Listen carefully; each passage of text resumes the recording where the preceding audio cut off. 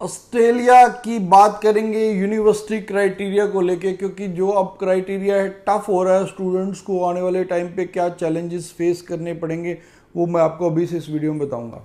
Bells Overseas, the sound of your future. Hello everyone, मैं Kapil Bhatia bells overseas से। Bells overseas से आप कोई भी स्टडी वीज़ा की असेसमेंट फ्री ऑफ कॉस्ट करवा सकते हैं। हमारे हेल्पलाइन नंबर 6292062920 या नीचे आप कोई भी कमेंट कर सकते हैं, हम हर कमेंट का आपको रिप्लाई देंगे। तो ऑस्ट्रेलिया से जो यूनिवर्सिटीज का क्राइटेरिया है डे बाय डे वो टफ कर रहे हैं। एक्चुअली क्या हुआ था कि पीछे यूनिवर्सिटीज की मीटिंग हुई थी इमिग्रेशन से। तो जब इमिग्रेशन जो हाई कमीशन जिसको हम बोलते हैं ऑस्ट्रेलिया, तो उनके जब टॉप ऑफिसर से इनकी मीटिंग हुई तो इन्होंने उनको कहा है यूनिवर्सिटीज़ ने कि आप एक फेयर प्ले ग्राउंड दीजिए स्टूडेंट्स को, क्योंकि हमारे लिए ये मेन रेवेन्यू का सोर्स है। लेकिन आपका कोई भी क्राइटेरिया नहीं है, हम हर स्टूडेंट को स्क्रीनिंग करके बेच रहे हैं, फिर भी आपका हमें पता नहीं चलता कि किस स्टूडेंट को कब आप रिफ्यूजल्स दे देते हो।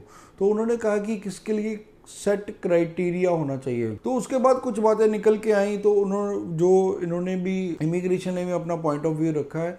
एक तो उन्होंने कहा है कि स्किल सेट को लेके कि जो हमारे यहाँ पर जिस जॉब्स की ज़्यादा रिक्वायरमेंट्स है, यानी कि जो शॉर्टेज ऑक्यूपेशन लिस्ट है, उसके रिलेटेड ही आप अपने कोर्सेज को रन कीजिए ताकि हमारी जो लेबर मार्केट की डिमांड है वो फुलफिल हो सके। और सेकंड उन्होंने जो मेजर पॉइंट रखा है कि आप अपनी स्क्रीनिंग में क्या क्या पॉइंट्स ऐड करने चाहिए। तो उसमें उन्होंने कहा कि आप एक फंड्स को लेके स्ट्रिक्ट रवैया अपनाइए, उसकी पूरी थारो रिसर्च कीजिए। तीसरा उन्होंने इनकम टैक्स रिटर्न्स को लेके बोला है।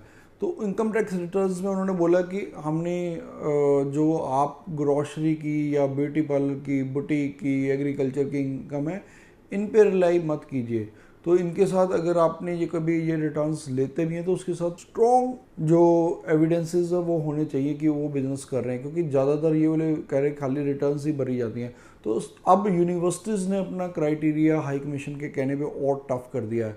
अब वो जो भी आपके फंड्स लेंगे विद सोर्स लेंगे। अगर आप चाहे 3 मंथ ओल्ड फंड भी उनको दे रहे हैं उसका भी वो आपसे सोर्स मांगेंगे। उसके बाद ये वाली रिटर्न्स एक्सेप्ट नहीं करेंगी अब यूनिवर्सिटीज़, जैसे ब्यूटी पार्लर होगी, बुटीक होगी, ग्रॉसरी स्टोर हो गया, एग्रीकल्चर हो गया।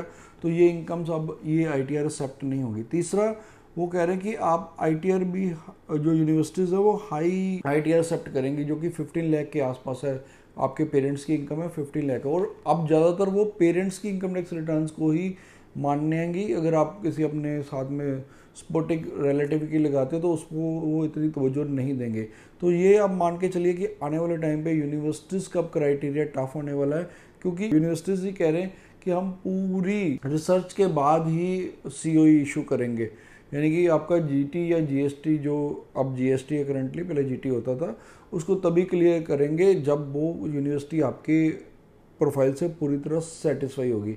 तो इसलिए अब ये तो मैं पहले हमेशा कहता हूँ कि अगर आप एकेडमिक आपका प्रोफाइल अच्छा, आपकी इंग्लिश प्रोफिशिएंसी अच्छी है और आप फाइनेंशियली अच्छे हैं, तभी आप ऑस्ट्रेलिया में अप्लाई कीजिए। आपका अगर गैप है तो गैप के भी आपके पास जेन्युइन डॉक्यूमेंट होने चाहिए। आपका जेन्युइन अगर एक्सपीरियंस है तभी आप ऑस्ट्रेलिया में अप्लाई कीजिए, अदरवाइज आप किसी और कंट्री की ऑप्शन देख सकते हैं। फिर भी कोई कमेंट है, क्वेश्चन है, आप नीचे हमें कर सकते हैं, हम हमारे क्वेश्चन का आपको रिप्लाई देंगे। Thanks for watching. Bells Overseas, the sound of your future.